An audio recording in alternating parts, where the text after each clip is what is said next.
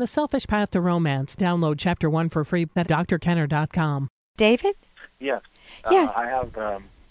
I'm a RN, and so I deal with a lot of people with different problems, but I have some people close to me, my immediate family, who suffer from depression for many years, and it looks like the pharmaceutical route has been only marginally helpful, but along with a lot of other problems. So I'm looking for help in what is a non-pharmaceutical method or advice for how to deal with depression. Because you're an RN, you've seen so much.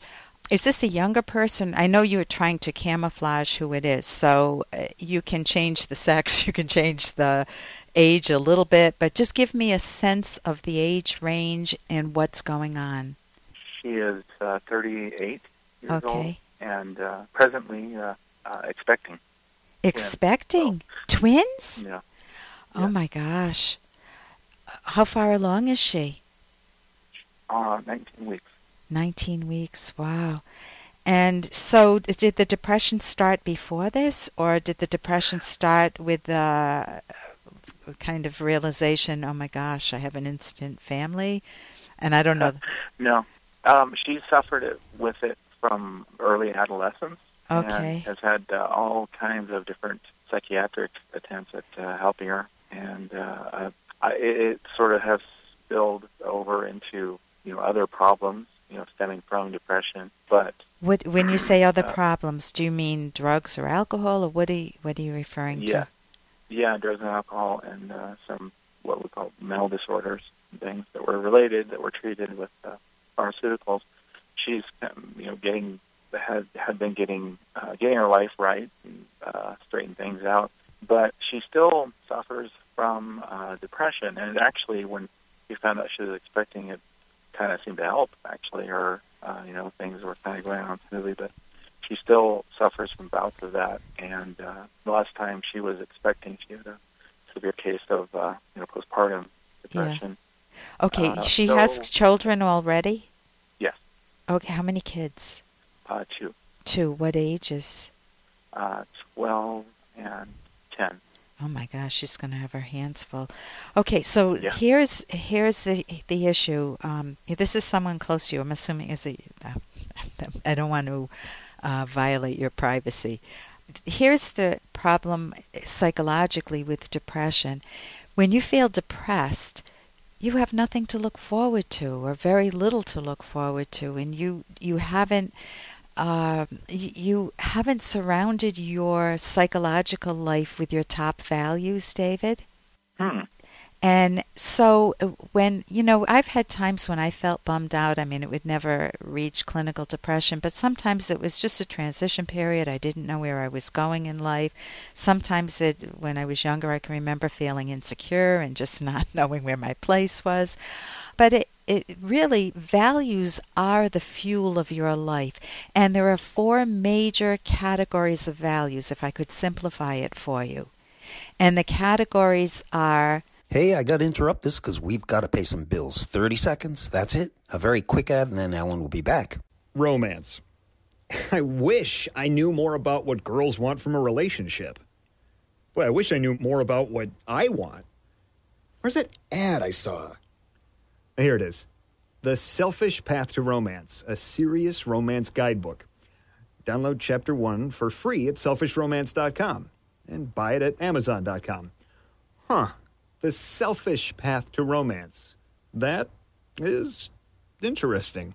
And there are 4 major categories of values, if I could simplify it for you.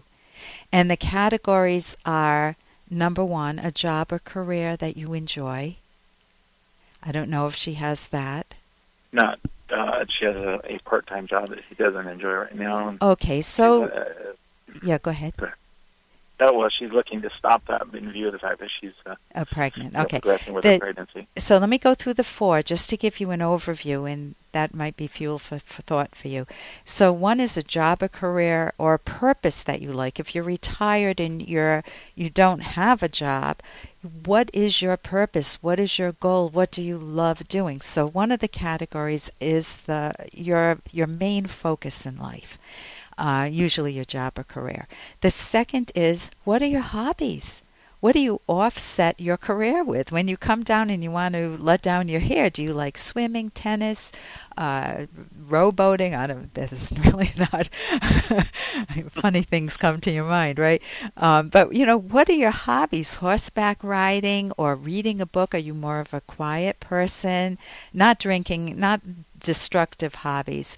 A third category is friends. Friends, and I include family and friends, only family members that reach the criteria of being someone you feel at home with. So I don't know what her friendship circle is like and whether it's a healthy one or she needs an upgrade. And the fourth one is romance.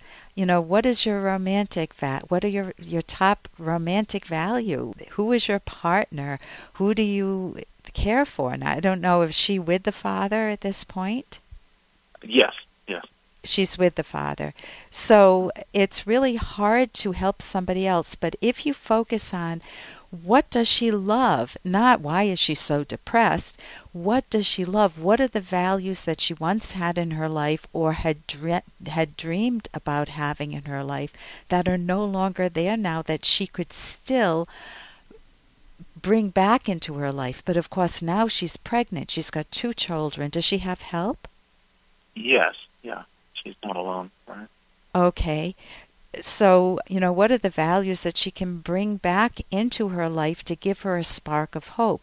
Now, can you do it? If my kid's really depressed, I can't force them to get a hobby. I can't say, go get a hobby, go get a job, go get a romantic partner. You can't do that. You really need to respect that person's autonomy. And what you can do is be a very good listening ear, but listen for the positives, for any sign of hope, rather than for their despondency.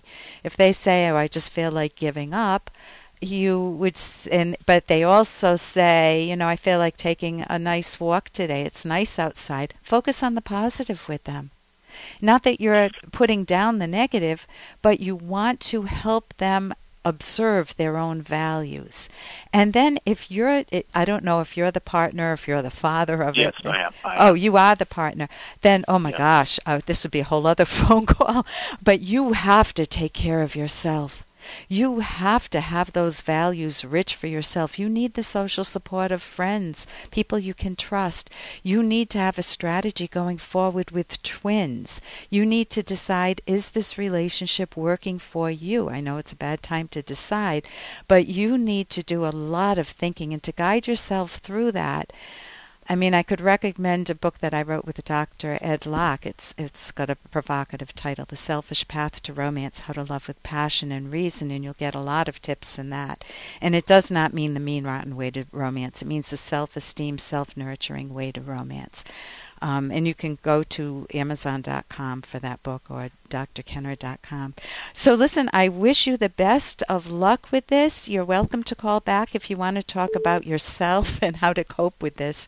I'm guessing that those 4 values areas apply to me as well. Oh, 100%. 100%. Listen, thank you so much for your call, David. All righty. Bye-bye. Bye-bye. And here's a little more from Dr. Kenner. And then if you help me dig it up, you can have half, and I'll have half. Is that okay? I mean, is that fair? Because if I have half of the money, I can go away somewhere where nobody can find me. Not Russell or my mother or Sylvester, anybody. You don't know what that'd mean. Why, if I had enough money, I might even be able to live. And that's from It's a Mad, Mad, Mad, Mad World. If you haven't seen that, that's a lot of fun. So here, what is she running away from? Her mother, Russell, Sylvester.